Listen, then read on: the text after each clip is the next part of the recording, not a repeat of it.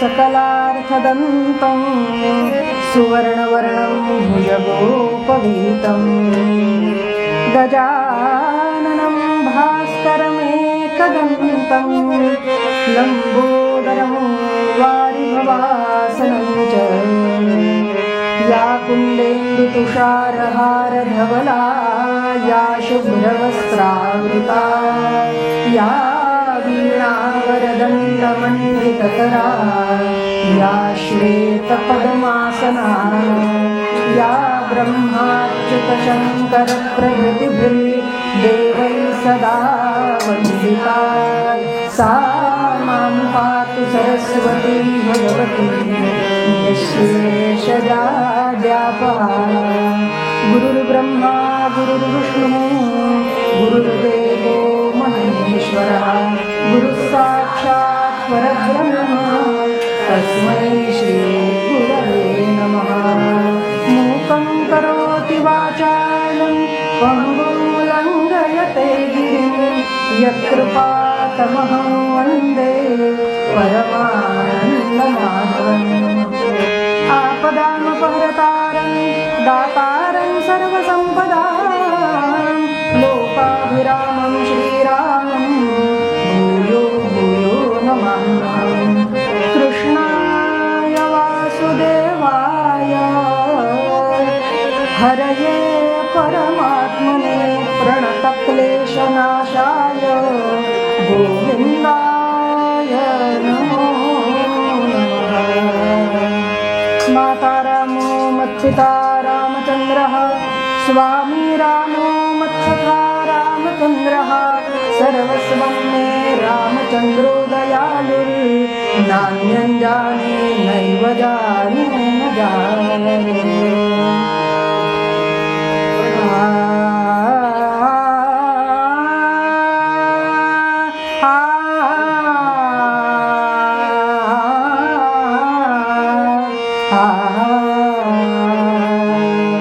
राम कृष्ण हरि जय जय राम राजा राम राम कृष्ण हरि जय जय राम राजा राम राम कृष्ण हरि जय जय राम राजा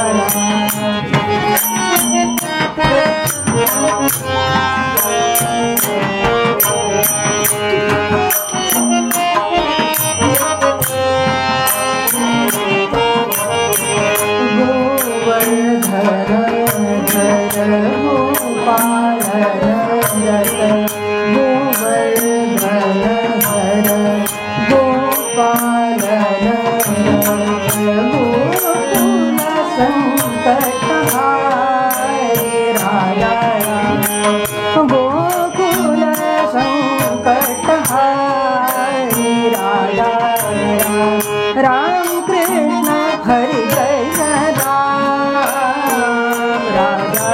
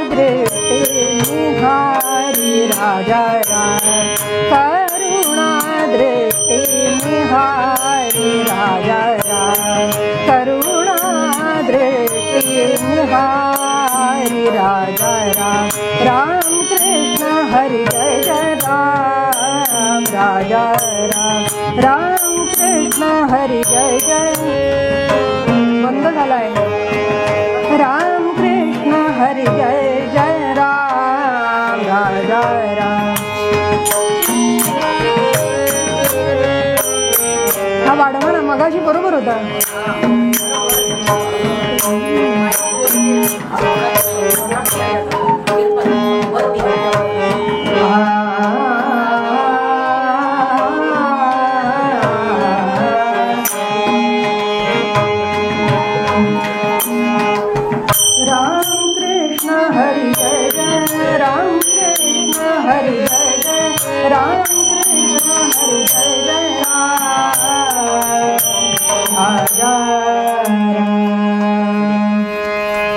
रामदास माऊली माया माझी, रामदास माऊली.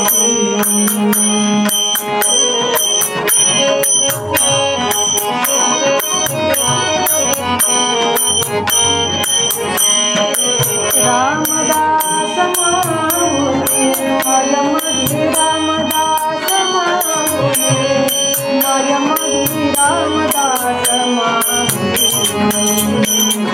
रामदास माऊली माया माझी, रामदास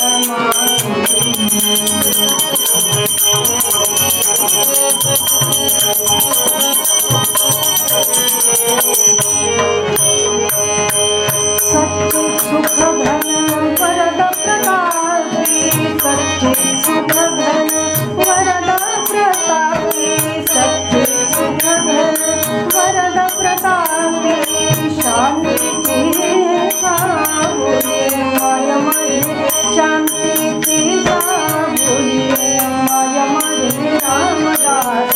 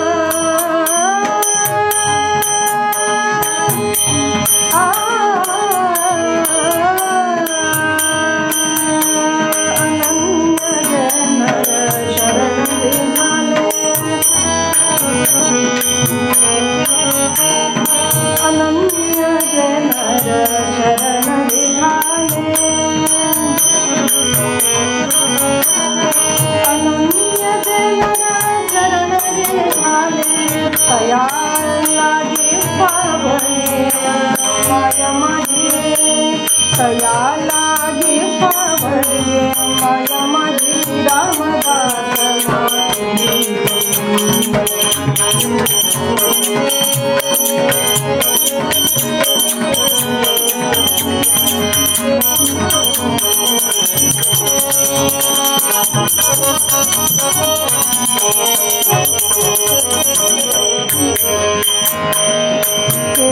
केशव निज सुख सेविता केशव केशव निज सुख सेविता आठविता घागरी माय माझी आठविता घागरी माय माझी रामदास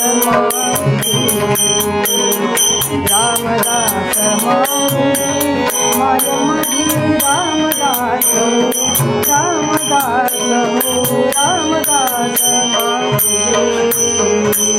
राम राम राम राम सीताराम सीताराम राम राम राम सीताराम सीताराम राम राम राम सीताराम सीताराम राम राम राम सीताराम सीताराम राम राम राम सीताराम सीताराम राम राम राम सीताराम सीताराम राम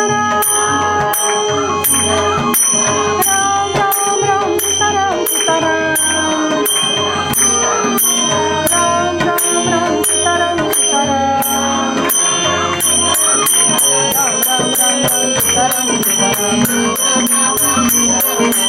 राम राम राम सीताराम सीताराम राम राम राम सीताराम राजाधिराज रामचंद्र महाराज की महारुद्र हनुमान की राष्ट्रगुरु समर्थ रामदास स्वामी महाराज की जय सद्गुरु श्री ब्रह्म चैतन्य महाराज की कुंडली कवरदा हरि विठ्ठल श्री ज्ञानदेव तुकाराम पंढरीनाथ महाराज की मौनी ज्ञानेश्वर महाराज की जय आर्य सनातन वैदिक हिंदू धर्म की जय भारत माता की जय गौ माता की जय अवधूत चिंतन श्री गुरुदेव दत्त नमः पार्वती पते हर हर हर महादेव जगदम्ब उदयोस्तु जय जय रघुवीर समर्थ मंगलमूर्ति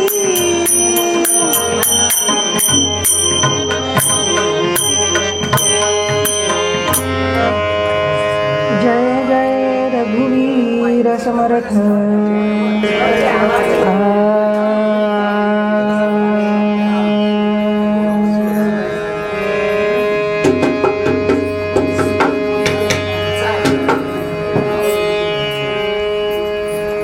संत दयालु कसे जन हो संत दयालु कसे जन हो संत दयालु कसे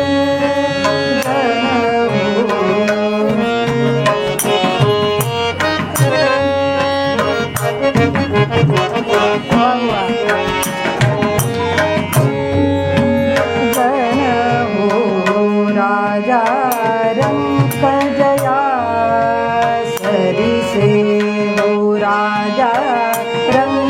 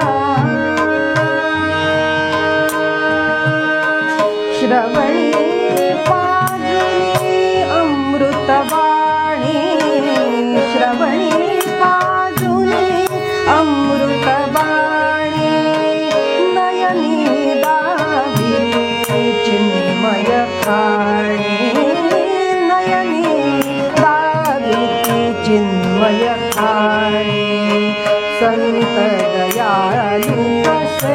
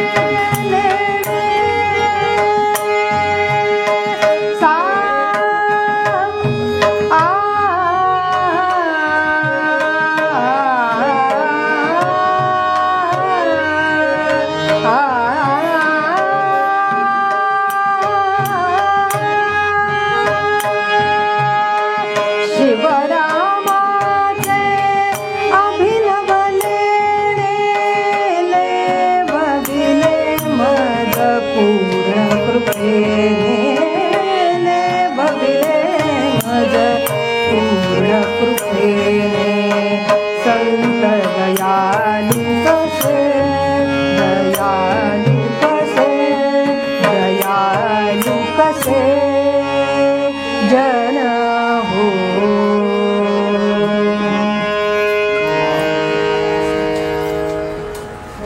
जय जय रघुवीर समर्थ सद्गुरुनाथ महाराज की जय। जय जय रघुवीर समर्थ।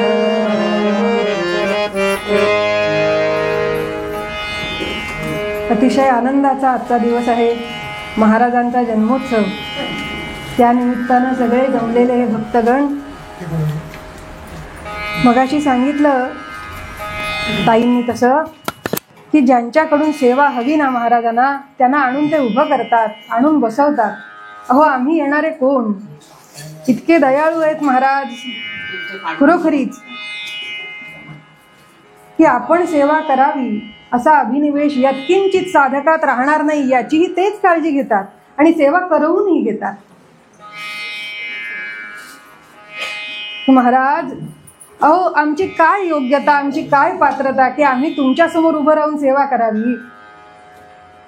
अनाथ मी हीन दीन दरिद्री भजन नेणे काही, तुझ बिण मज या जगी पाहता कोणीच नाही। ज्ञान कळेना ध्यान कळेना शांती बसेना अंगी, रामदास म्हणे दयाळा ऐसा मी भवरोगी। अशा भवरोगामध्ये गांजलेले आम्ही, पण आमची धाव सतत विषयाकडे असणाऱ्या ह्या जड मूढ दीन आम्हा जनांना महाराज आणून उभं करतात आणि म्हणतात घे जांच घे नाम। अहो संसाराकडे जिथे आमची चित्तवृत्ती सतत जाते त्या आम्हा सर्वसामान्य सर्वांना महाराज इथे आणून बसवतात, हातात माळ देतात आणि म्हणतात श्रीराम जयराम। हे बदवून घेणारे तेच नाहीत का सांगा? किती दयाळू असावं, त्याला काही सीमा नाही। आज पूर्वपद्य शिवराम स्वामींचं आहे। शिवराम स्वामी म्हणतात संत दयाळू कसे जन हो, संत दयाळू कसे।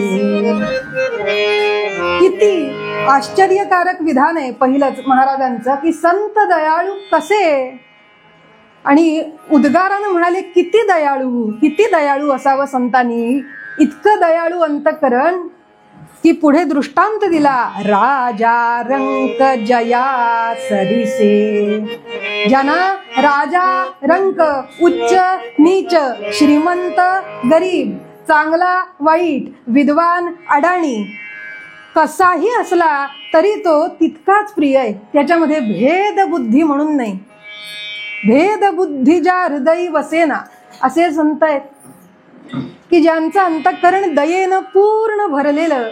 एक दृष्टांत आहे, महाराजांच्या जवळ बरीच मंडळी निवासाला होती, राहायला होती, अनेकांना महाराजांनी सांभाळलं। त्यात एक लहान मुलगा असा होता की आई वडिलांनी त्याला महाराजांच्या पायावर आणून घातलं आणि म्हणाले, महाराज आता याचं सगळं तुम्हीच बघा. आणि कालांतरानं आई वडील निवर्तले गेले आणि तो मुलगा लहानाचा मोठा महाराजांनी केला.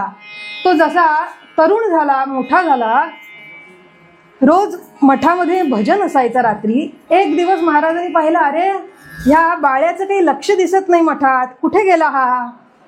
दुसऱ्या दिवशी बघितलं, भजनाच्या वेळी हा दिसत नाही. तिसऱ्या दिवशी कुठे गेला. आजही भजन सगळं संपूर्ण झालं, पखवाज वगैरे बांधायला घेतले आणि टाळ गुंडाळून ठेवले आणि सगळी मंडळी परतली आणि महाराजांनी एका गड्याला सांगितलं, चला मशाल पेटवा, आपण जाऊ शोधायला, कुठे गेला हा. आणि म्हणून तिथंच एक गडी होता महाराजांचा, त्यानं लंगोट फाडला आणि मशाल पेटवली. लगेच हातात मशाल घेतलेली आहे आणि महाराजांनी अंगावरती शाल घेतली होती. खूप थंडी पडली होती आणि रात्रीच्या वेळी ह्या मशालीच्या प्रकाशामध्ये बरं का महाराज आणि हा बरोबरचा गडी त्या बाळ्याला शोधतायत. रात्र झाली, कुठेच सापडेना. आणि एका नदीकडे जाणाऱ्या वाटेवरती पलीकडच्या झाडीमध्ये हा एका स्त्री सोबत निजलेला आढळला, झोपला होता गाढ. आणि महाराजांनी पाहिलं त्याला. अरे अरे अरे असं म्हणाले महाराज. फक्त काय म्हणाले, अरे अरे अरे इतकंच म्हणाले, पुढे काही म्हणाले नाही. महाराजांनी लगेच आपल्या अंगावरची शाल काढली आणि त्याच्यावर पांघरली. म्हणजे तो कसाही असला तरी त्याच्या आबरूचं रक्षण करणं हे महाराजांनी आधी पाहिलं. आधी त्याच्या अंगावर शाल पांघरली आणि महाराज निघून आले. दुसऱ्या दिवशी सकाळी हा उठला आणि पाहतो तर अंगावर महाराजांचं वस्त्र. आणि त्याला इतका पश्चाताप झाला की अरे अरे ही मी फारच मोठी चूक केली. म्हणजे बहुतेक महाराज इथं येऊन गेले आणि त्यांनी मला पाहिलं या अवस्थेमध्ये.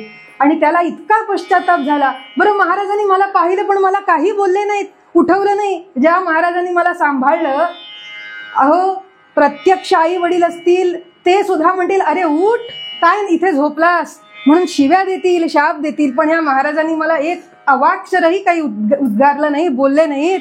शाल पांघरून गेले. रडायला लागला ढसाढसा. आणि तिथंच नदीवर त्यानं आंघोळ केली आणि महाराजांनी दिलेलं वस्त्र छातीसारखं नेसला आणि आला महाराजांच्या दर्शनाला. महाराजांनी पाहिलं, वस्त्र दिलेलं छातीसारखं नेसून आलाय. काय म्हणाले महाराज, ओरडले का, चार शहाणपणाचे शब्द त्याला सुनावले का? काहीही सुनावलं नाही, काहीही बोलले नाही, रागावले मुळीच नाही. पण त्याला प्रेमानं सांगितलं, हे पहा आता आपली विषयाकडे जाणारी धाव वेळीच ओळखली पाहिजे.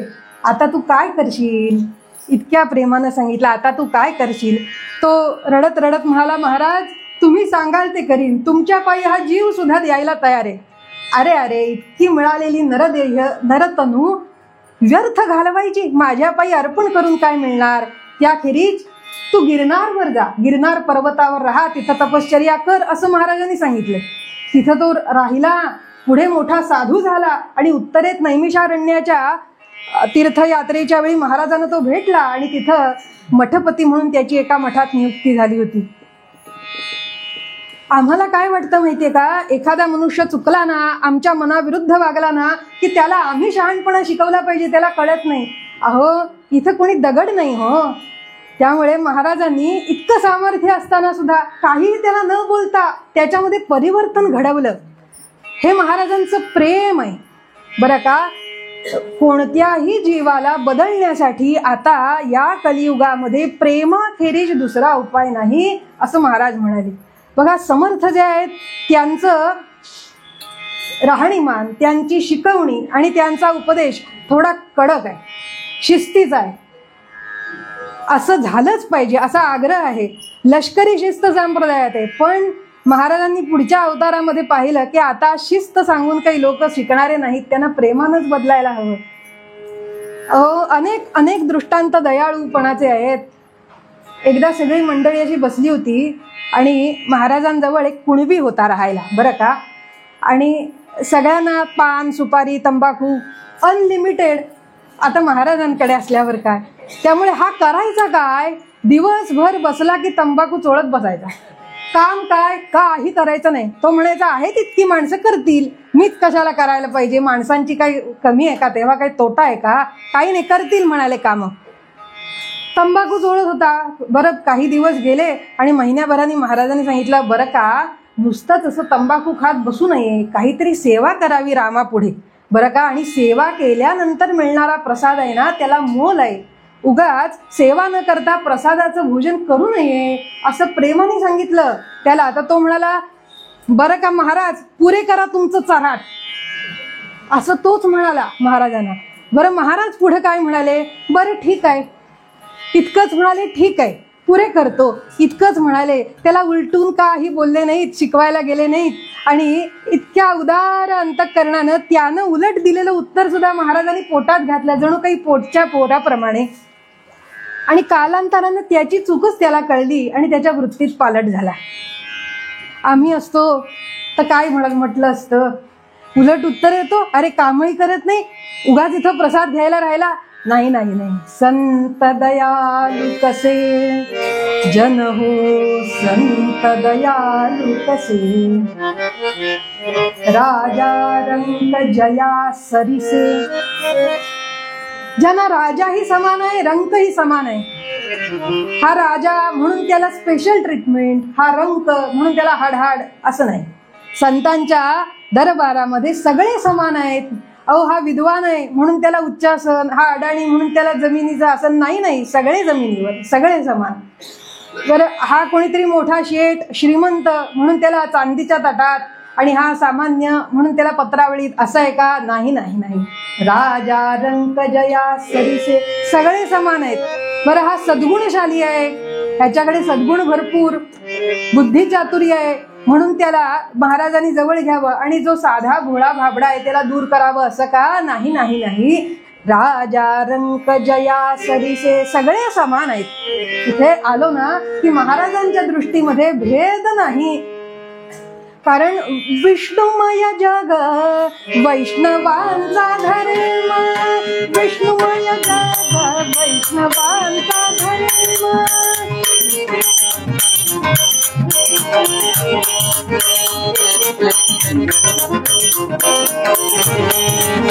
भेदा भेदा भ्रम अमंगळ, भेदा भेदा भ्रम अमंगळ, विष्णुमय जग वैष्णवांचा धर्म.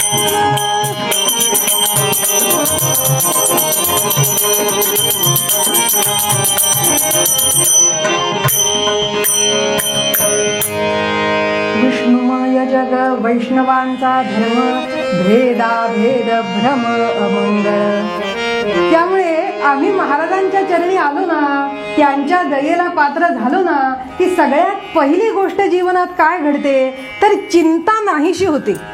बघा चिंता प्रत्येकाला आहे, सर्वसामान्य प्रत्येक प्रापंचिकाला असो पारमार्थिकाला असो चिंता ही आहेच ना, की उद्याचं काय व्हायचं. बरं का आमची आजच्या भाषेमध्ये ग्रोथ कशी व्हायची, हां आम्ही कधी सेटल व्हायचं, चिंता आहे प्रत्येकाला आहे. बरं आमची स्वप्न कधी साकार व्हायची प्रत्येकाच्या मनात आहे. काही ना काहीतरी त्याला शास्त्रानं परिताप असं म्हटलेलं आहे. हा परिताप कायम जीवन संपेपर्यंत कधीही संपत नाही, त्याला परिताप म्हणतात. बरं लहानपणी परिताप असतो की टक्के मिळाले पाहिजेत, रिझल्ट चांगला लागला पाहिजे, ॲडमिशन झाली पाहिजे, परिताप आहे. थोडा मोठा झाल्यानंतर प्रपंचाची स्थिर स्थावर करण्याचा परिताप आहे. वृद्धपणी कुटुंब सौख्याचा परिताप आहे की 4 माणसांनी आम्हाला विचारलं पाहिजे, कुटुंबामध्ये एकमेकांना धरून माणसं राहिली पाहिजेत, हा परिताप आहेच ना. अखंड परिताप आहे. हा संतांच्या चरणी आलो की नाहीसा होतो. हे पहिलं फळ की महाराजांच्या इथे आलो ना की आता आमची काळजी त्यांना वाहिली, आता आपण आपली चिंता करायची नाही. श्रीरामा तू स्वामी, श्रीरामा तू स्वामी, अससी माझ्या शिरावरी जागा. श्रीरामा तू स्वामी, अससी माझ्या शिरावरी जागा. तुझिया चरणा वाचुनी निर्भय दुसरी नसे मला जागा. आणि ही निर्भयता कायम टिकवावी आणि कायम संतांचे आश्रित राहावे, याच्यासाठी सोपा उपाय म्हणवुनी नाम तुझे बा मुखात राहो सदाही मधुरतम रत मन जेथे मुनीचे ज्यांचे गेले समस्त दूरतम राम राम राम हरे हरे राम राम राम राम सीतापते राम राम राम राम राम राम हरे हरे राम राम राम राम सीतापते राम राम राम राम म्हणवुनी नाम तुझे बा. जे महाराजांनी आयुष्यभर आपल्याला सांगितलं की नामासारखा दुसरा उपाय हा भवसागर तरून जायला नाही. योग याग विधी येणे नोहे सिद्धी वायाची उपाधी दंभ धर्म. हे कोण सांगतंय? योग याग विधी येणे नोहे सिद्धी योगियांचे शिरोमणी ज्ञानियांचे राजे ते ज्ञानेश्वर महाराज सांगतात की हे योग याग कर्म म्हणजे विधी निषेध आणखीन काय ह्या सगळ्या प्रपंचामध्ये अडकण्यापेक्षा हरिमुखे म्हणा पुण्याची गणना कोण करी. तर संतांच्या चरणी आम्ही यायला लागलो की सगळ्यात पहिला बदल जीवनात घडतो म्हणजे चिंता करायची नाही ती चिंता त्यांना लागली. हे का होतं? देऊनी भेटी निरसती माया. हे संत आपल्या जीवनात स्वतःहून भेट देतात हो, आम्ही नाही त्यांच्याकडे येत. आम्ही काय येणार? तेच आमच्या जीवनात येतात आणि ती भेट दिल्यानंतर माया म्हणजे अज्ञानाचा निराश करतात. माया अविद्या, त्या अविद्येचा नाश करतात की अज्ञानानं गांजलेलं आमचं अंतःकरण अनेक हव्या नको गोष्टींमध्ये अडकत असतं. त्यातून बाहेर काढून आम्हाला नामाची गोडी लावतात. निरसती माया आणि पुढे नेवुनी दाविती निज पद ठाया. आणि ह्या जन्मामध्ये महाराज नेहमी म्हणायचे केवळ प्रापंचिक सौख्य संपादन करणे हा काही मानवी देहाचा मानवी जीवनाचा उद्देश नाही. त्या पलीकडे जाऊन प्रत्येक मानवानं पारमार्थिक सौख्यासाठी प्रयत्न केले पाहिजेत, साधना केली पाहिजे आणि हेच मानवी जीवनाचे उद्दिष्ट आहे असा महाराजांचा उपदेश आहे. की केवळ आपल्या कुटुंब कबिला हाकण्यामध्ये अभिमान वाटण्यापेक्षा अहो काही काळ रामस्मरणामध्ये घालावा. म्हणजे काय होईल? देऊनी भेटी निरसती माया नेवुनी दाविती निज पद ठाया. ते जे आत्मपद आहे, निजपद आहे, आपलं स्वस्वरूप आहे, तिकडे जाणारी आमची वाटचाल सुकर होईल नामस्मरणाच्या योगे. पुढे काय म्हणतात? श्रवणी पाजुनी अमृतवाणी. संतांची वचन हा अमृत बोध आहे. ते आमच्या श्रवणी आल्यानंतर नयनी दाविती चिन्मय खाणी. चिन्मय खाणी असा परमात्मा प्रत्यक्ष संत आपल्याला दाखवतात या डोळ्यांना. हे संतांचं महात्म्य आहे.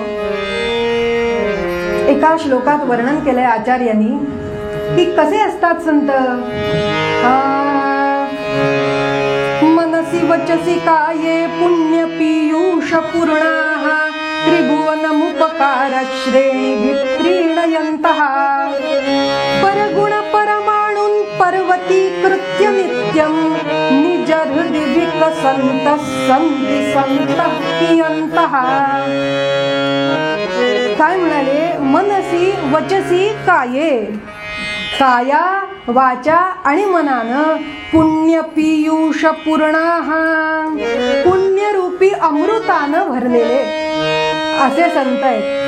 काया वाचा मनानं पुण्यरूपी अमृतानं भरलेले.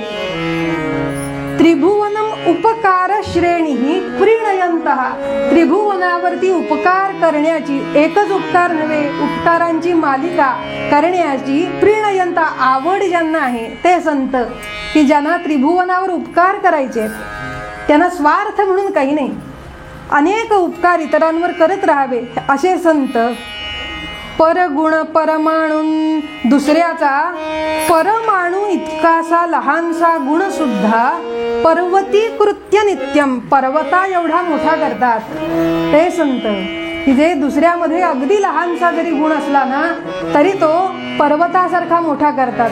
आणि आम्ही आपल्यात परमाणू इतका नसलेला गुण सुद्धा पर्वतासारखा मोठा करून दाखवत असतो. पण ते स्वतःचा गुण नव्हे, परगुण दुसऱ्याचा गुण पर्वतासारखा मोठा करतात. दुसऱ्यानं एवढंच जरी काही केलं ना तरी त्याच्याबद्दल कृतज्ञता व्यक्त करतात, त्याच्याबद्दल कृतज्ञ राहतात, त्याला ऋणात ठेवतात.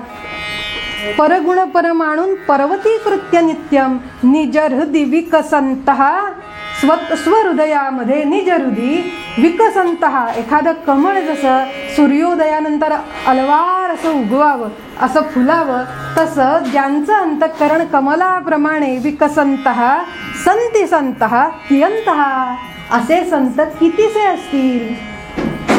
असे संत फार थोडे.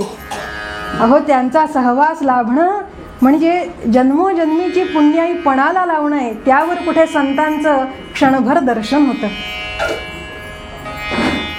माणसांना आता वाटतं आम्ही कुंभमेळ्यात गेलो म्हणजे आम्हाला ढिगभर संत एकदम भेटतील, म्हणून ही गर्दी नाही, जावं निश्चित आहे, तिथं जाऊन स्नान करावं, त्यात शंकाच नाही त्या तीर्थस्थानामध्ये. पण संत असे रस्त्याच्या वाटेला पडलेले आहेत का हो? निज हृदय विकसंतः संती संतः कियंतः, कितीचे की ते पूर्व पुण्याईनं भेटतात. अशा संतांपैकी महाराज आहेत की ज्यांनी आपल्याला त्यांच्या परिवारामध्ये बांधलेलं एकत्र. आणि त्यांचं मुख्य लक्षण काय तर दयाळू स्वभाव हे संतांचं लक्षण आहे बरं का.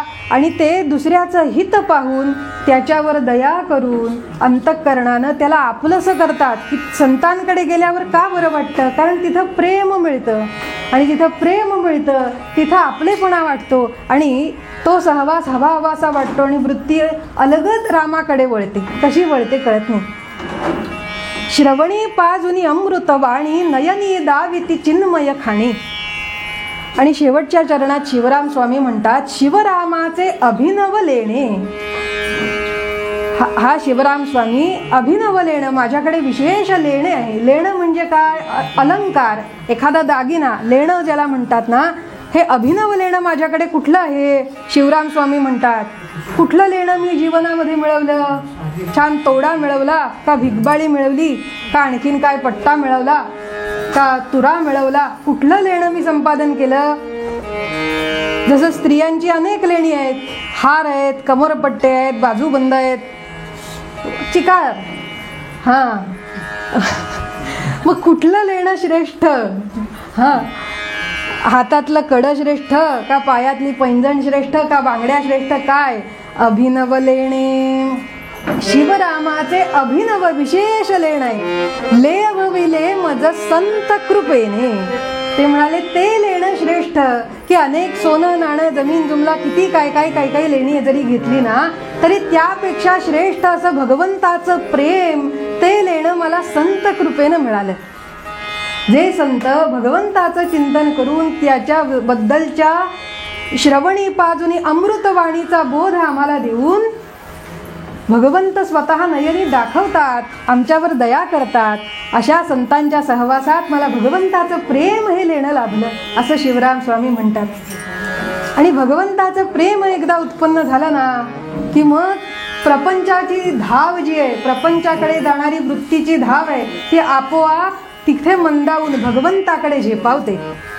हे विशेष आहे बरं का. आणि हेच आपल्याला साधायचंय. नामानं आपल्याला साधायचं काय? तर आम्ही भगवंताचं प्रेम अंतःकरणात उत्पन्न करावं, हे महत्वाचं आहे, नाही का. एकदा प्रसंग असा झाला गोंदवल्यात की भगवंताचं प्रेम हा विषय आणि भगवंताकडे दिलेला कर्तेपणा अशी काही चर्चा सुरू होती. आणि महाराजांकडे बरीच मंडळी यायची आणि ही सगळी मंडळी आपापल्या घरातल्या अडीअडचणी कटकटी घेऊन यायची आणि महाराजांना सांगायची, महाराज आता तुम्ही आमचं हे काय ते सोडवा.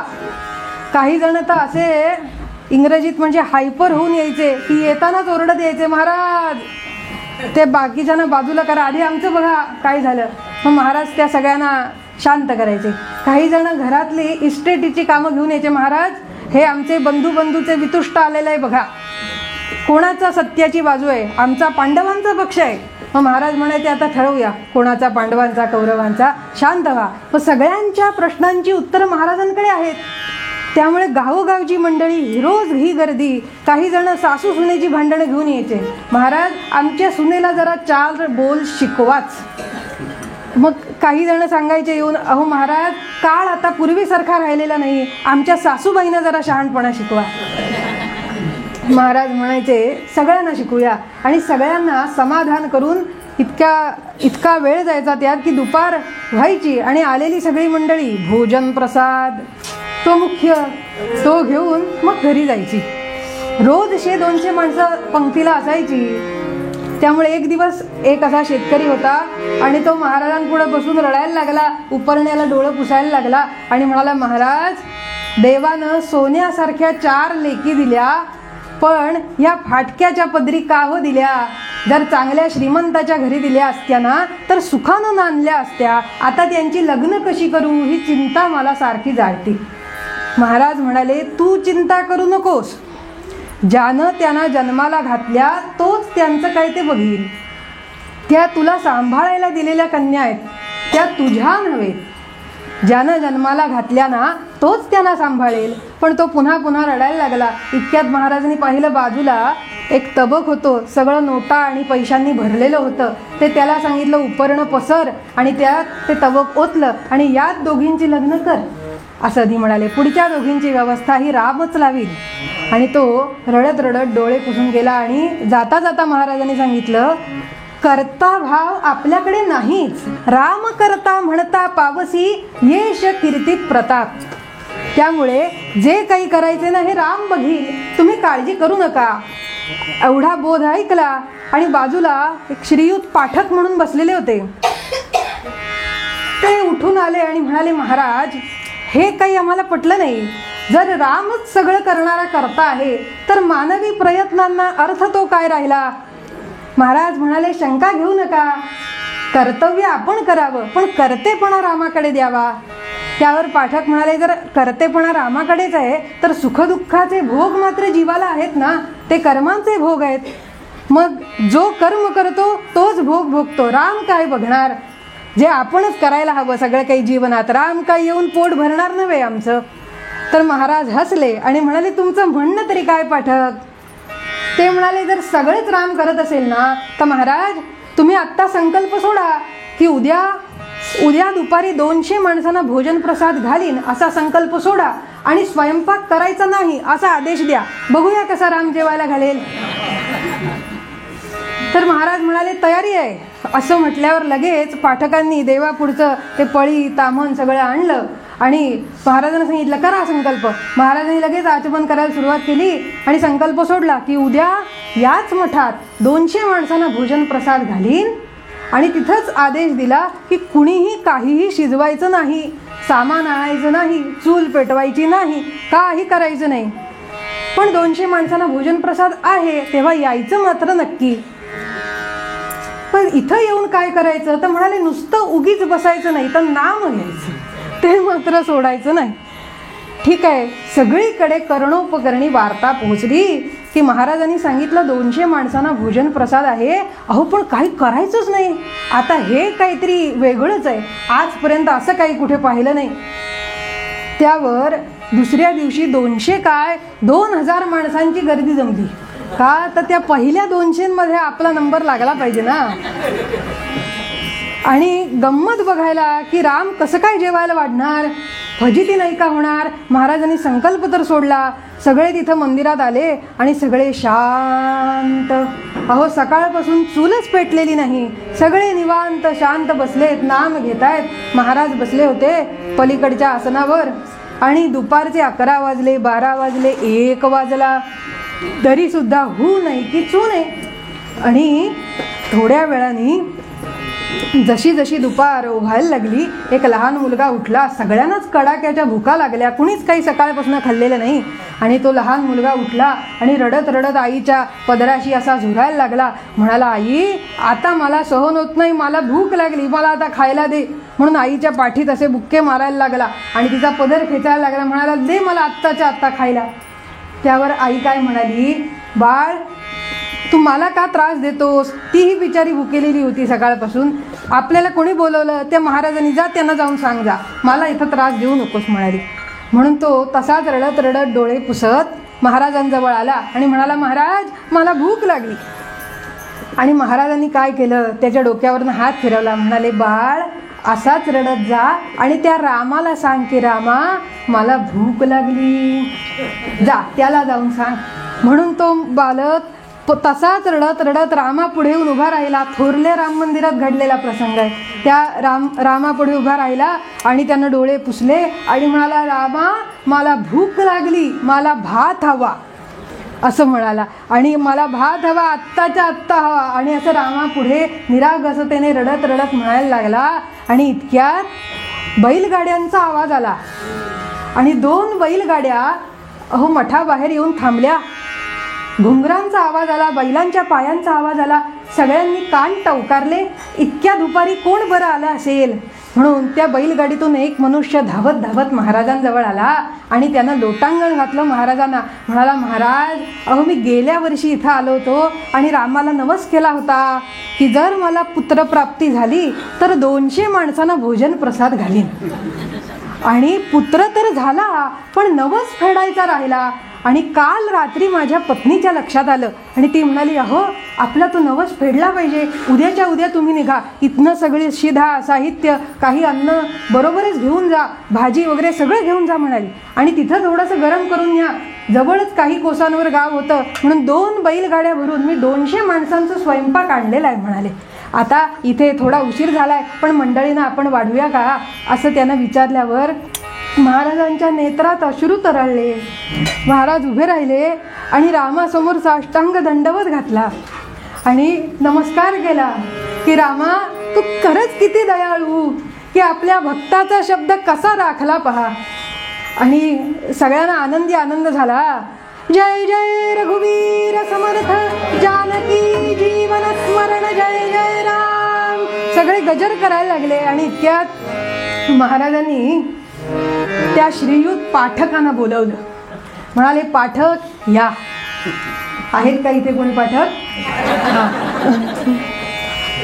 तर म्हणाले, या. आता मला सांगा की हे भोजन कोणी वाढलं? त्यावर महाराज माझं चुकलं असं पाठक म्हणाले, खरोखरीच करता राम म्हणता पावसी येश कीर्ती प्रताप. आणि हा अनुभव संतांच्या सहवासामध्ये सगळ्या साधकांना येतो. काही ना काहीतरी प्रचिती प्रत्येकाला असते. प्रत्येकाला मनोमन काहीतरी खूणगाठ पटलेली असते की महाराजांनी ह्या प्रसंगात मला वाचवलं, ह्या जीवनामध्ये अनेक प्रसंग आले, कसं कसं महाराजांनी मला सोडवलं. हे प्रत्येकाला मनोमन पटतं की त्यावेळी कुणाचा आधार नव्हता, आम्हाला पैशाची गरज होती, अचानक पैसे उभे राहिले, त्यावेळी कुणी मदतीला नव्हतं, कुठल्या रूपानं महाराजांनी माणूस पाठवला, अशी प्रचिती प्रत्येकाला येतेच. कारण संतांचं अंतःकरण दयाळू आहे आणि ते आपल्या साधकांना अहोरात्र पाहत आहेत. महाराजांचं वचन आहे, जेथे नाम तेथे मी, माझा निवास कुठे आहे. जसं समर्थांनी जाताना सांगितलं की माझी काया आणि वाणी गेली म्हणाल अंतःकरणी, परी मी आहे जगज्जीवनी निरंतर, आत्माराम दासबोध माझे स्वरूप स्वतः सिद्ध, असता न करावा खेद भक्तजनी. नका करू खटपट, समर्थांचे शब्द आहेत हे, पहा माझा ग्रंथ नीट, तेणे सायुज्याची वाट गवसेल की. अगदी त्याच न्यायानं महाराजांनी जाताना सांगितलं की मी कुठं आहे, की जिथं नाम आहे तिथे मी आहे. तुम्ही नाम घ्यायला लागलात ना की तुमच्या अंतःकरणातच मी आहे. जिथं नाम वास करतं तिथंच महाराज राहतात, ते अंतर्बाह्य सांभाळतात. महाराज म्हणाले की तुम्ही जागृतीत नाम घ्या, मनापासून घ्या. तुमच्या निद्रेमध्ये किंवा तुमच्या ज्याला इंग्रजीत अनकॉन्शियसनेस म्हणतात, की ज्याला आपल्या बेसावध अवस्थेमध्ये, निद्रा अवस्थेमध्ये, जागृत नसलेल्या इतर सगळ्या अवस्थांमध्ये तुमचं नाम मी सांभाळीन असं महाराजांनी सांगितलं नाही का? अजून किती दया करावी, किती कल्याणाची कामना करावी. असे हे संत ह्या भूतलावरती मोठ्या पुण्याईनं अवतरतात बरं का.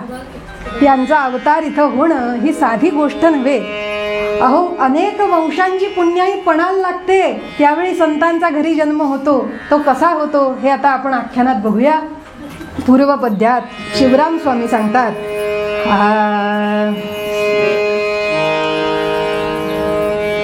संत दयालु कसे जन हो, संत दयालु कसे.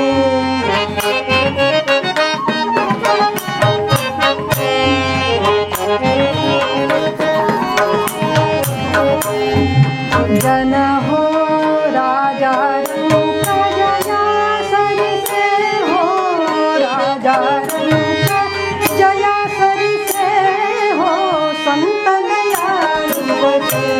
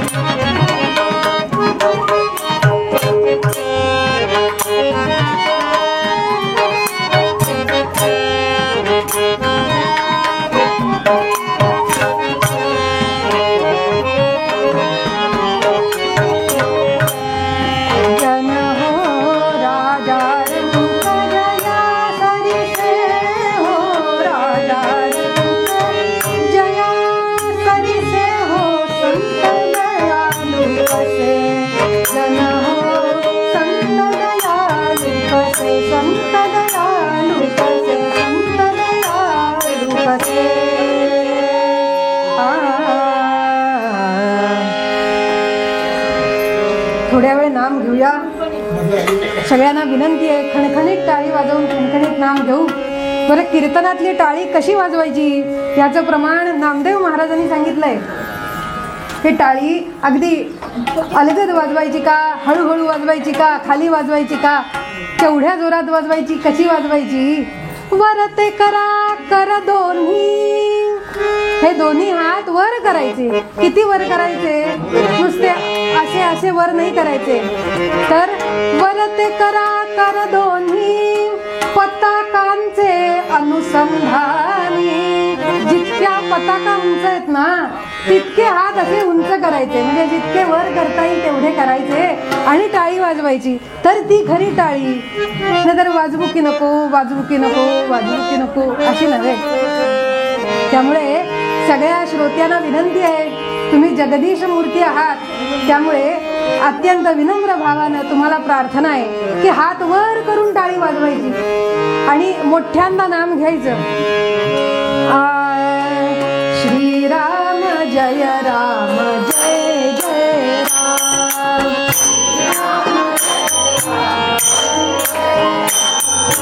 श्रीराम जय राम जय जय राम. श्रीराम जय राम जय जय राम.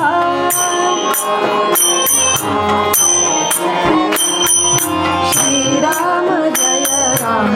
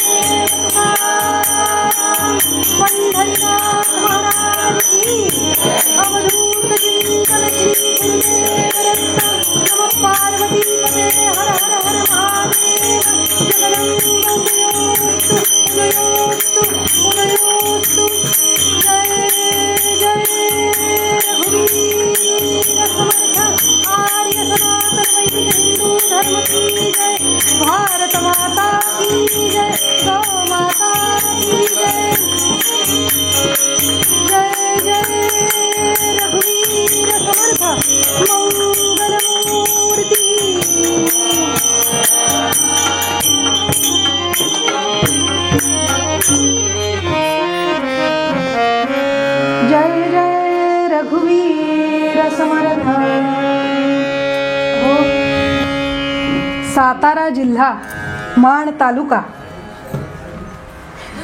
या तालुक्यामध्ये आणि या जिल्ह्यामध्ये अनेक सत्पुरुष झाले, अनेक संत झाले. त्यात वावर हिरे नावाचं गाव, आणि या गावात घुगरदरे नावानं एक कुटुंब वास्तव्याला होतं. ह्या घुगरदरे कुटुंबामध्ये रुद्रोपंत नावाचे आद्य पुरुष झाले, आणि ह्या रुद्रोपंतांपासून चौथी पिढी जी होती त्यांनी वावर हिरेतून निघून गोंदवल्याला येऊन वास्तव्य केलं.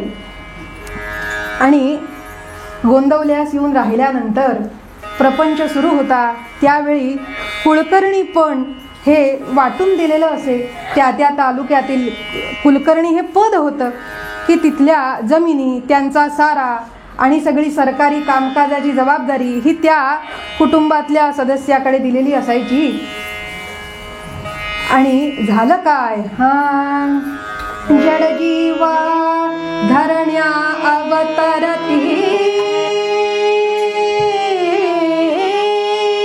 जडजीवा धरण्या अवतरती, समर्थ संत लोकाने, जडजीवा धरण्या अवतरती, समर्थ संत लोकाने, गोंदवली लागुनी जगाला, गोंदवली लागुनी जगाला, रामपंथ हर्षाने सच्चरणी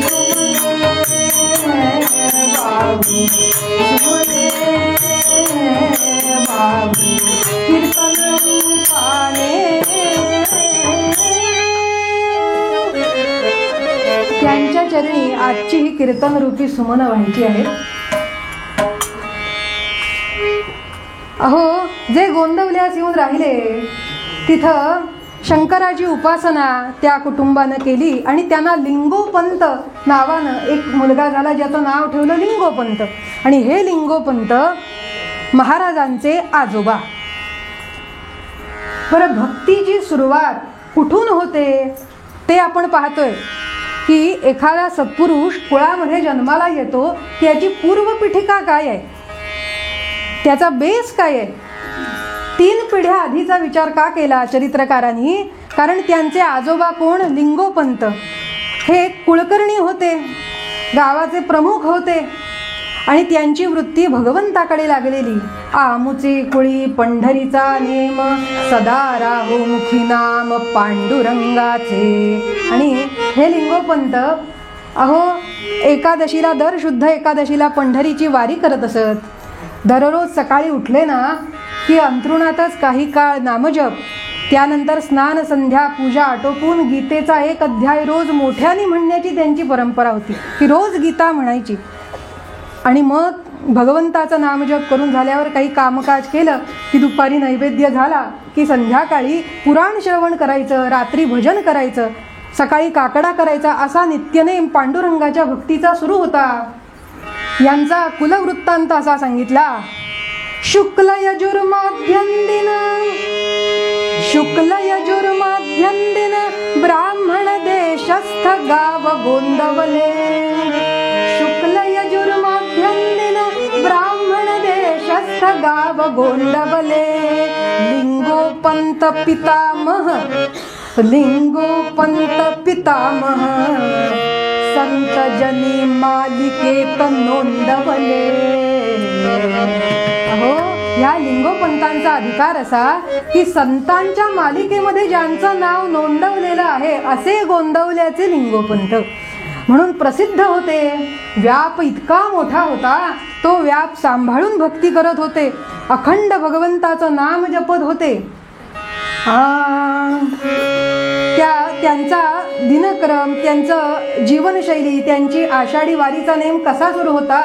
कुळकर्णी वृत्ती ज्याची, इथे कुलकर्णी आहेत ना, आणि तुमचं काय ना, कुळकर्णी वृत्ती ज्याची, पंढरीच्या वारीला. कुळकर्णी वृत्ती ज्याची, पंढरीच्या वारिला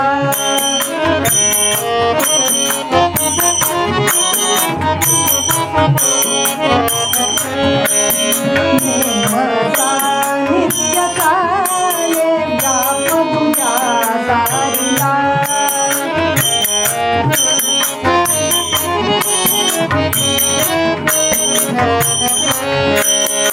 आचरणी शुद्धते कामरी मारिला आचरणी शुद्धते कामरी मारिला संतर्पणी तृप्त जनता संतर्पणी तृप्त जनता पाप जये वारिला पाप जये वारिला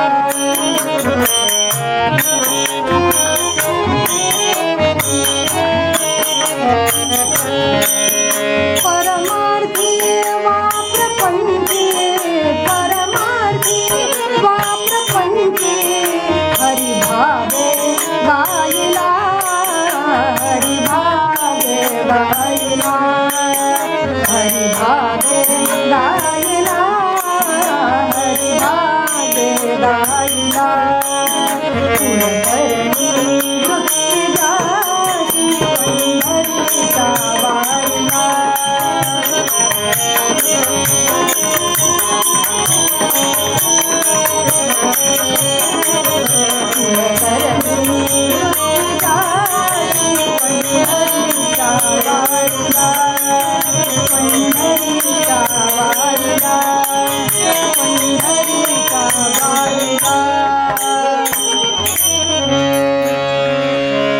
कुलकर्णी परत घुसवत होते आणि प्रपंचही आनंदात सुरू होता. पंढरीची वारी सुरू होती. वर्षानुवर्ष वारी केली पंतांनी. इतका मोठा व्याप त्यांच्या कामाचा आणि त्यांच्या कामावर खुश होऊन सरकारनं अनेक गावच्या जमिनी त्यांना बहाल केल्या होत्या. त्या सगळ्या जमिनींची व्यवस्था हे पंत पाहत असत. आजूबाजूच्या कचेरीतील असलेल्या समस्या घेऊन मंडळी यांच्याकडे येत की पंत आता तुम्हीच काही तो निकाल द्या, हे कसं काय हाताळायचं सरकारी प्रकरण. या सगळ्यामध्ये पंत अग्रेसर होते बरं का. आणि असा आनंदानं प्रपंच चालला होता. भगवंताची भक्ती चालू होती. वर्षानुवर्ष वारी घडली खरी, पण आता वयोमानानं पंतांना पंढरपूरला जायला पायी चालत जायचं जमेना. आणि त्यांना खंत वाटायला लागली की पांडुरंगा, दर एकादशीला मी येत होतो, हळूहळू तेही बंद करून फक्त आषाढी कार्तिकीला यायला लागलो, पण आता माझ्याच्यानं चालवत नाही रे, कसं काय व्हायचं. म्हणून अंतःकरणामध्ये व्याकुळ झाले लिंगोपंत. काय करावं. आषाढी कार्तिकीचा सोहळा सदा डोळा, पंढरीचा सोहळा सदा डोळा. कायम ह्या नेत्रानं म्हणाले आषाढी कार्तिकीचा पंढरीचा सोहळा पाहिलेला, आता म्हणाले माझ्याच्यानं तो नेम होत नाहीये. विठू सावळा दिनाचा कनवाळू भाव साठवी भोळा. आणि यांचा भोळा भाव पाहिला पंतांचा आणि पंतांची व्याकुळ अवस्था पाहिली आणि पंढरपूरच्या त्या विठुरायालाच दया आली पंतांची. आणि एक दिवस पंत असे अंथरुणावर निजले होते. विचार करतायत, पांडुरंग हरी वासुदेव हरी, पांडुरंग हरी वासुदेव हरी नाम घेतायत. काय करावं. एकादशी तोंडावर आली, पण कसं बरं जावं आता. यात विवंचनेत होते. विठुराया, आता तुझ्याकडे येण्याचा मार्ग तूच दाखव बा. आम्ही कसं काय आता यावं आणि वारीची परंपरा कशी चालवावी. या विवंचनेत असताना पहाटे लिंगोपंतांना स्वप्न पडलं. स्वप्नी येई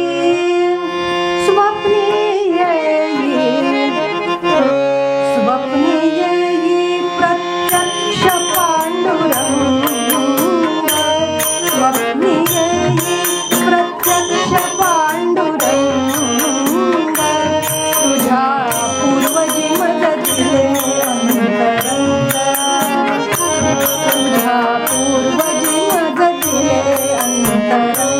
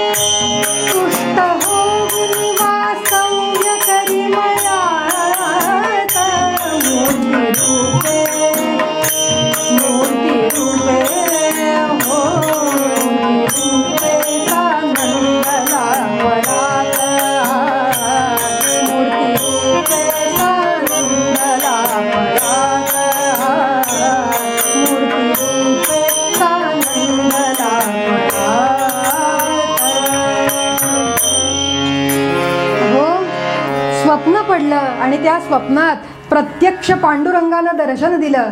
पंढरीनाथ महाराज की जय. आणि पंत निरखून पाहतायत त्या पांडुरंगाचं रूप. समचरण सरोजम सांद्र नीलांबुदाभम जघननिहित पाणिं मंडनं मंडनानां तरुण तुलसीमाला कंधरं कंजनेत्रं सदय धवलहासं विठ्ठलं चिंतयामि. पंढरीनाथ महाराज की. पांडुरंगानं दर्शन दिलं. अष्टसात्विक भाव जागृत झाले. आणि काय म्हणाला भगवंत लिंगोपंत, अहो तुमच्या पूर्वजांपासून तुम्ही सर्वांनी अंतःकरण आम्हास वाहिले आहे, त्यामुळे मी संतुष्ट आहे तुमच्यावर. कशाला काळजी करता. अहो इतकी वर्ष तुम्ही माझ्याकडे आलात, आता मी तुमच्याकडे येईन. निश्चिंत असा. आणि पांडुरंगानं पंतांचा हात धरला स्वप्नात आणि त्यांना हाताला धरून चालत चालत चालत चालत त्यांच्याच मळ्याकडे घेऊन आला. हे सगळं स्वप्नात दिसतंय बरं का. तो मळा दिसायला लागला आणि मळ्याकडे घेऊन आला आणि पांडुरंग मोठ्या कौतुकानं अगदी गमती जमतीनं मळ्याकडे त्या जमिनीकडे असं बोट दाखवायला लागला. असं बोट दाखवत होता आणि पंत पाहतायत पांडुरंगाला. पांडुरंग मळ्यात एका जागी असं बोट दाखवतोय आणि पाहता पाहता तो लुप्त झाला आणि पंतांना जाग आली आणि म्हणाले, अरे चा प्रत्यक्ष भगवंत माझ्या स्वप्नात आले आणि ते मळ्याकडेच घेऊन गेले. म्हणून पंत अंथरुणातच बसून आहेत, पहाट होण्याची वाट पाहतायत. पहाट झाली आणि तसं त्यांनी सगळ्या मंडळींना आनंदाची वार्ता सांगितली. सगळ्यात आधी आपल्या मंडळींना सांगितली आणि मग मंडळीत फरक आहे की नाही. आणि मग सगळ्यांना सांगितलं, अहो असं असं आपल्याला मळ्याकडे जायचंय. बरं मळ्याकडे जायचंय म्हणून काही जण कोयता विळा जरा मळ्यात आता काय बरं आणायला जायचं म्हणून गडी माणसं घ्यायला लागली. ते म्हणाले, अहो तसं नव्हे, आपल्याला कुदळ फावडं घ्यायला लागेल. बरं आता मळ्यात काय काम काढलं पंत. ते म्हणाले, अहो मी सांगतो तुम्हाला, नुसती कुदळ फावडी घेऊ नका, झांजा टाळ मृदंग ढोल सगळं बरोबर घ्यायचंय. आणि मग त्यांना कळलं की आपल्याला आता वाजत गाजत पांडुरंगाला आणायला जायचंय. सगळी मंडळी तयार झाली. अहो शुभ्र पांढरी वस्त्र लिहिलेली, खांद्यावरती भगवी पताका घेतलेली आहे, मृदंग गळ्यात घातले. जय हरी विठ्ठल जय जय विठ्ठल,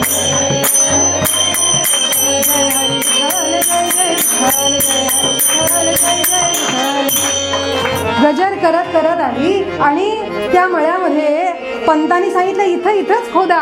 इथंच पांडुरंगानं खूण दाखवलेली आहे. खोदा म्हटल्यानंतर सगळी मंडळी विठ्ठल विठ्ठल विठ्ठल म्हणून एक एक घाव घालतायत आणि खोदताना टन्नकन आवाज आला आणि पंतांनी सांगितलं, आता पुरे करा, आता खोदू नका म्हणून स्वतः खड्ड्यात उतरले आणि त्यांनी हातानं अलगद माती बाजूला केली. आता अलगद हातानं माती बाजूला केली आणि मूर्ती क्षणात दिसल्या. आणि पाहतो तर काय, रुक्मिणी पांडुरंगाच्या मूर्ती दिसल्या, जणू काही कोणीतरी अलगद नेऊन ठेवाव्या अशा दिसल्या. मूर्ती क्षणात दिसल्या, झाला तै पांडुरंग हरी गजर. आश्चर्य थोर जनता सानंदली खिळून राहिली नजर. एकटक सगळे पाहतायत आणि पंतांनी तिथं भजन सांगितलं. सदा माझे डोळा जडो तुझी मूर्ती, सदा माझे डोळा जडो तुझी मूर्ती, सदा माझे डोळा जडो तुझी मूर्ती. रखुमाईच्या पती सोयरिया, गोड तुझे रूप गोड तुझे नाम,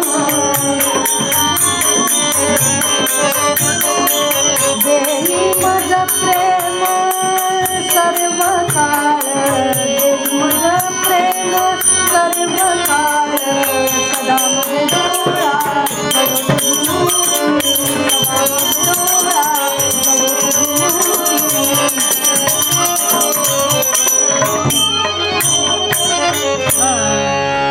आणि वाजत वाजत वाजत त्या मूर्ती त्याच मळ्यामध्ये कालांतरानं मंदिर बांधून स्थापन केल्या आणि तिथं पंत भजन करू लागले, भजन करायला लागले. रोज तिथं भजन होत असे. भजनाची गोडी इतकी अवीट होती की 5-5, 6-6 तास भजन चाले. रात्रभर भजनामध्ये मंडळी दंग होऊन जात असत. आणि ह्या भक्तीचा परिणाम असा, श्री हरी कृपा प्रसादे, श्री हरी कृपा प्रसादे झाला सुत नाम रावजी धन्य. भाग्य खरे पंतांचे होई सकलासी ईश सामान्य. या भक्ती प्रभावाने एका विरक्त पुत्राची प्राप्ती झाली. त्याचं नाव रावजी. हे महाराजांचे वडील बरं का. आणि रावजींचा जन्म झाला. रावजी बालपणापासून विरक्त होते. पंतांचा व्याप मोठा, पण अनेक वर्ष पंतांचा असलेला कामकाजाचा व्याप रावजींनी स्वीकारलाच नाही. ते अलिप्त असत, नामजप करत असत. आणि नामजप करत असत. आणि त्यांचं लक्ष, त्यांची वृत्ती ही भगवंताकडे वळलेली होती. आणि पित्याच्या अगदी विरुद्ध असा एकांत प्रिय स्वभाव रावजींचा आणि लोकांतात रमणारे हे लिंगोपंत. जसा रावजी हा मोठा झाला, त्यांना गीता नावाच्या एका मुलीशी विवाह ठरवला. ही गीता गीता रूप प्रगटे, गीता रूप प्रगटे जगता शिकवी असा युवती धर्म.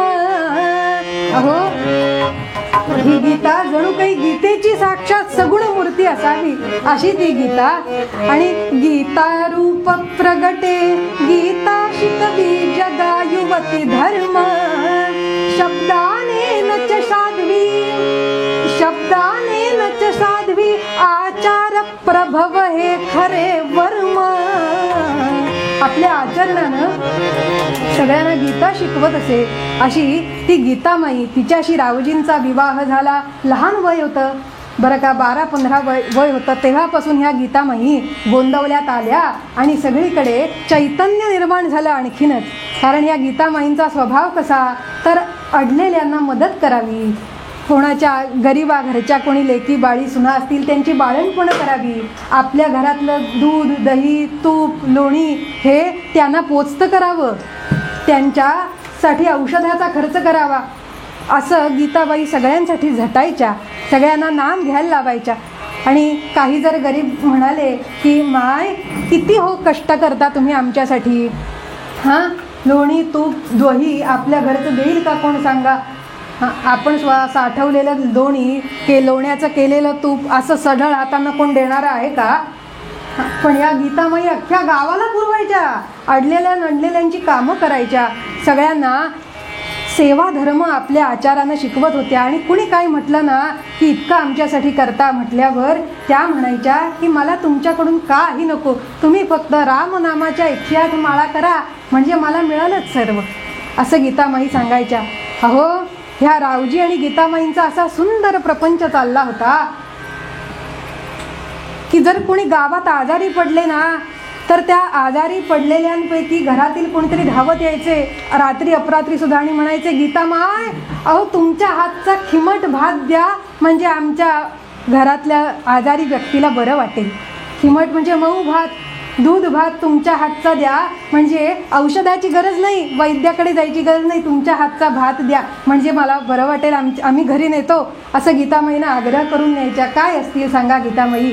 आणि ह्या गीतामाईंना अनेक वर्ष झाली विवाहाला. आणि त्यानंतर एक पुत्र असा झाला की ज्यावेळी गर्भधारणा झाली ना त्यावेळी गीतामाईंना वाटलं की आपण दासबोध वाचावा. आणि दासबोध वाचण्यासाठी खास एक शास्त्री बुवांना पाचारण केलं आणि विठ्ठल मंदिरामध्ये दासबोधाच्या पारायणाला सुरुवात झाली. आणि अत्यंत दिव्य असे डोहाळे होते. अखंड रामनाम गीताबाई गातायत. सगळी मंडळी म्हणतायत पांडुरंगाची उपासना आपल्याकडे, पांडुरंगाचं मंदिर, पण गीताबाईंना रामनामाची ओढ आहे. याचं कारण गीताबाईंच्या माहेरी रामभक्ती आणि राम संप्रदायामधली उपासना होती आणि गीतामाई रामनाम घ्यायच्या, अखंड नाम चालू होतं आणि दासबोध श्रवण केला, पारायण केलं. रोज रात्री भजनामध्ये गीताबाई बसत असत आणि असा आनंदाचा काळ चालला होता. आणि माघ महिन्याची दशमी उजाडली, शुद्ध दशमी, आणि गीताबाई म्हणाल्या आता काळ भरत आलेला आहे. त्यावेळी एकादशीच्या दिवशी सुईणीला बोलावणं धाडा असं सांगितलं आणि सुईणीला एकादशीच्या दिवशी बोलावलं. एकादशीच्या दिवशी उपास आहे सगळ्यांचा आणि अखंड भगवंताचं नाम चालू आहे, वीणेचा स्वर कानावर पडतोय, जणू काही गीताबाईंची समाधी लागली होती. आणि रात्रीच्या वेळी भजन सुरू झालं, भजन सुरू झालं आणि सगळे भजनामध्ये रंगून गेले. आणि इथं गीतामाईंना कळा सुरू झाल्या. अहो भजन असं रंगात आलं, असं रंगात आलं, मध्यरात्र झाली, मध्यरात्र उलटून गेली, पहाट झाली, तरीसुद्धा भजन रंगतंय. आणि सूर्योदयाला भजनातली भैरवी म्हटली आणि आरती झाली आणि इथं भजनाची समाप्ती व्हायला आणि तिथं महाराजांचा जन्म व्हायला एकच गाठ पडली. जय जय रघुवीर समर्थ, शर्वशिरींची गंगा, बघा शर्वशिरींची गंगा आली उद्धार हेतू भूवरती. शर्वशिरींची गंगा आली उद्धार हेतू भूवरती.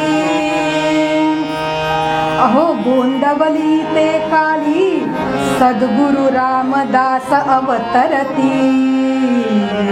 जय जय रघुवीर समर्थ. आणि बाळाचा जन्म सूर्योदयाला झाला, जणू काही तिथं सूर्य उगवला आणि इथं रावजींच्या घरामध्ये सूर्योदय झाला. आनंदी आनंद झाला, पुत्रप्राप्ती झाली. आणि सर्वाधिक आनंद कोणाला झाला असेल तर तो लिंगोपंतांना झाला. त्यांच्या परमार्थाच्या आणि प्रपंचाच्या एकूण कारकिर्दीचा उच्चांक म्हणजे महाराजांचा जन्म आहे असं बाबा बेलसरे म्हणत असत. की महाराजांचा जन्म झाला आणि आजोबांची सर्व पुण्याई फळली आणि आजोबांनी मांडीवर घेतलं त्या बाळाला. अहो ज्यावेळी जन्म झाला ना महाराजांचा, त्यावेळी जन्माला आलेलं बालक जर समजा 5 पाऊंडाचं असेल, 6 पाऊंडाचं असेल आणि हळूहळू त्याचा जसा विकास होतो ना, तसं महाराज जन्मता क्षणी 4 महिन्याचे जेवढे असावेत तेवढे होते, महाकाय होते. हां, बाळाला पाळण्यात घालायचं आहे आता, पण पाळण्यात घालायच्या आधी बाळाला स्नान घातलं पाहिजे बरं का. हां, तर स्नान घालण्यासाठी सगळ्या गावातल्या सुवासिनी जमलेल्या आहेत आणि सुवासिनी जमल्यानंतर बाळंतविडे घेऊन आल्या. बघू बघू बघू बघू बघू बघू, अहो रावजींचा पुत्र बघूया बघूया बघूया म्हणून सगळ्या जणी लगबगीनं धावत धावत आपापल्या घरातून आल्या. अहो काही काही आज्या अशा होत्या ज्यांनी टोपली, अहो स्वेटर, कानटोप्या, बाळासाठी लंगोट आधीपासून शिवून ठेवले होते. रावजींच्या या लेकासाठी सगळे घेऊन आल्या. जानकी जीवन स्मरण जय जय राम. आणि सगळ्या सुवासिनी, बरं इकडे श्रोत्यांना दिसेल असं बसता का, म्हणजे हां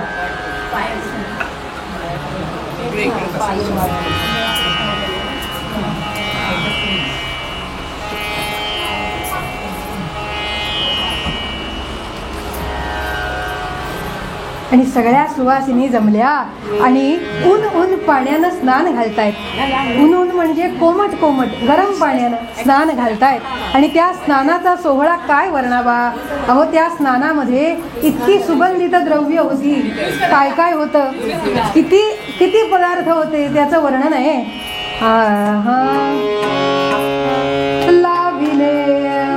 लाविले सुगंधी तेल, केशते पुरळ अंग निरमळ, गुरुचे पाही अर्गजा सुगंधित उठण्या गणती नाही. पायावर गुरुला घेतली स्नान झाली. दाबी मायेला दाबी मायेला किती वरडू नाही सीमाच्या भाग्याला लागले लागले सुगंधी तेल केशते पुरळ अंग निर्मळ प्रभूचे पाही अर्गजा सुगंधी कंकण्या गळती नाही. असं मंगल स्नान झालेलं आहे बरं का. या स्नानामध्ये डाबरलाल सोप नाही, जॉन्सन बेबी नाही. काय होतं? अर्गजा सुगंधित उठण्या गणती नाही. असं मंगल स्नान बाळाला घातलं आणि आता मऊसर लहान लहान अशी वस्त्र नेसवलीत आणि दुपटं पांघरलं, बांधून ठेवलं आणि आता पाळण्यात घालायचं. म्हणून त्या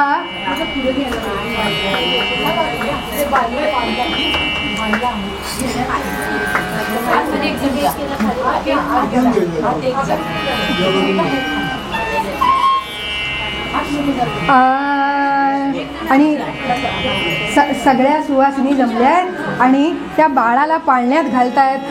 कुणी गोविंद घ्या, कुणी गोपाळ घ्या, कुणी दामोदर घ्या, कुणी मधुसूदन घ्या, कुणी गोविंद घ्या, कुणी गोपाळ घ्या, कुणी राघव घ्या, कुणी केशव घ्या, कुणी गोविंद घ्या, कुणी गोपाळ घ्या.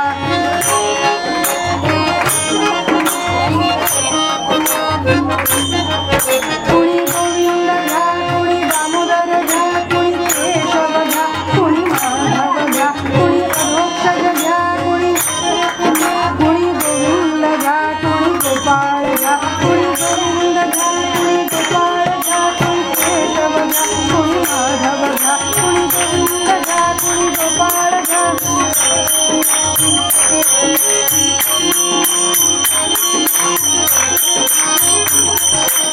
अनंत कोटी ब्रह्मांड नायक सच्चिदानंद सद्गुरु श्री ब्रह्मचर्य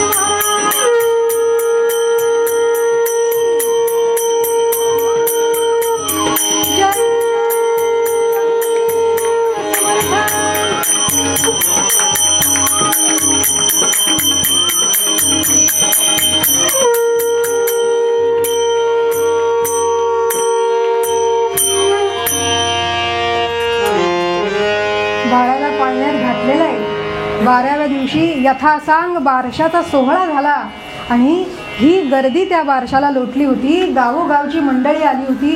खूप मोठा थाट केला लिंगोपंतांनी बारशाचा आणि बाळाचं नाव ठेवलं गणपती. काय नाव ठेवलं? गणपती.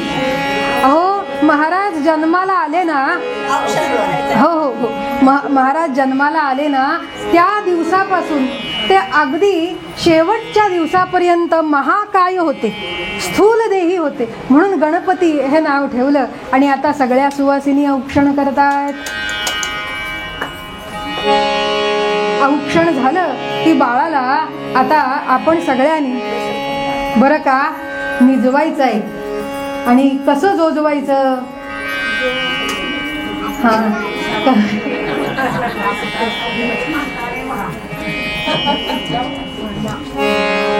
कसं जोजवायचं? तर पाळणा गाऊन जोजवायचं. आणि महाराज कसे होते दिसत? तर अहो सुदृढ असे आणि केस डोक्यावरती भरपूर जावळ होतं आणि दंड अगदी बालपणीच कसे पिळदार होते, फुगीर होते आणि कायम स्मित महाराजांच्या चेहऱ्यावर असायचं. तेज असं अलौकिक होतं की त्या डोळ्यामध्ये शांती होती की ते बाळ ज्यावेळी रडायला लागे की नाही त्यावेळी मंडळी सांगत असत रामकृष्ण हरी रामकृष्ण हरी असं म्हटलं की बाळ रडायचं थांबायचं. बाळा जो जो रे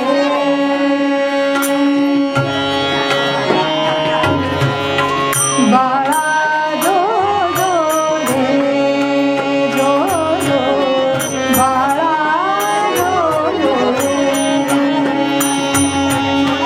कुळभूषण वत्सा पंकज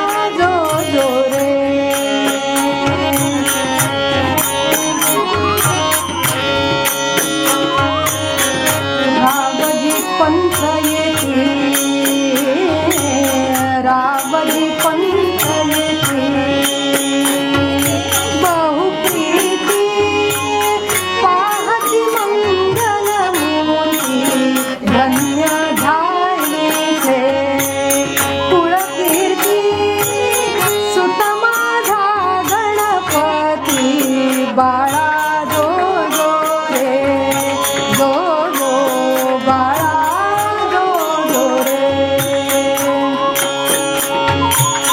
बालक सुदृढ से, बालक सुदृढ से.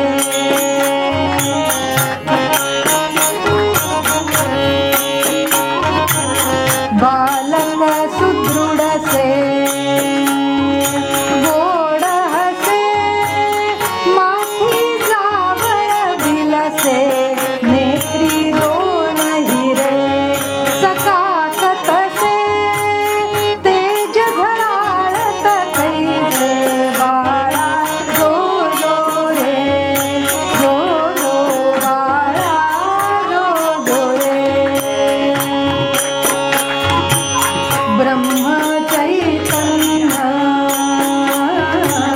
ब्रह्म चैतन्य, गुरुराया निद्रा करिवा सखया, चरणी बैसुया, पाळणा गाई शिव गौरिया. बाळा जो जो रे, जो जो बाळा जो जो रे, जो जो बाळा जो जो रे. जय जय रघुवीर समर्थ. ठेवलं नाव आणि मग झोपवलेलं आहे. नाव ठेवलेलं आहे बाळाचं गणपती आणि मग बाळाला झोपवलेलं आहे. आता झोपल्यावर पुन्हा नाव ठेवू नका.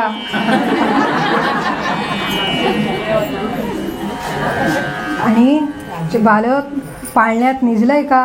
अहो, आलेल्या सगळ्या भक्तजनांच्या पूर्वसंचिताकडे निरखून निरखून पाहणारे महाराज, ज्यांचं जीवनचरित्र इतकं दिव्य आहे, अगाध लीला आहे.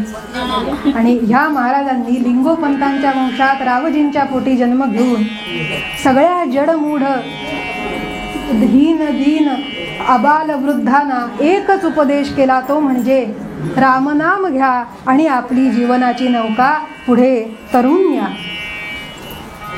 आणि रामनामाखेरीज दुसरा उपदेश महाराजांनी काही केला नाही. आणि महाराजांच्या चरित्रात आपण पाहतो की संतांचं अंतःकरण किती विशाळ आहे, किती उदार आहे आणि किती दयाळू आहे.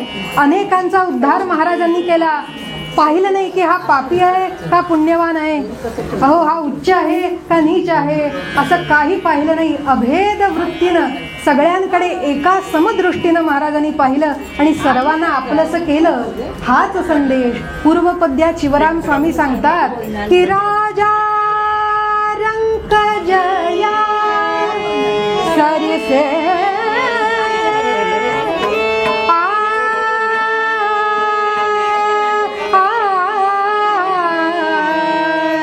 संत दयालु कसे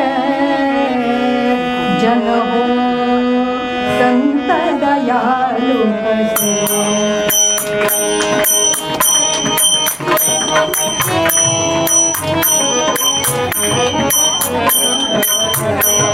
जन हो संत दयालु कसे.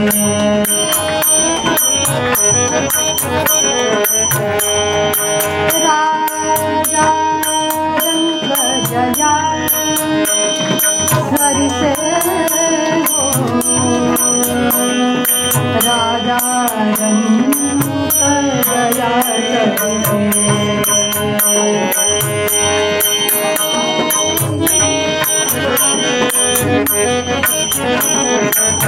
श्रोते हो, जी काही वेडी वाकडी सेवा झाली ती तुम्हा सर्वांच्या चरणी रुजू आहे. ती आपण गोड मानून घ्यावी इतकीच प्रार्थना. आज महाराजांनी तुम्हा सर्वांच्या रूपानं ही कथा ऐकली असाच माझा भाव आहे. हे दोन्ही साथीदार त्यांना वंदन की त्यांनी सांभाळून घेतलं आणि यांनी सुद्धा बासरीची उत्तम सेवा केली. सर्वांना वंदन आहे. आहे आणि सर्वांच्या वतीनं ही जी सेवा घडली ती महाराजांच्या चरणकमली अर्पण करायची आहे आणि त्यांच्या दयेला आम्ही सत्पात्र होवो अशीच प्रार्थना आपण त्यांना करूया. संत दयाळु जन हो, संत दयाळु जन हो, संत दयाळु.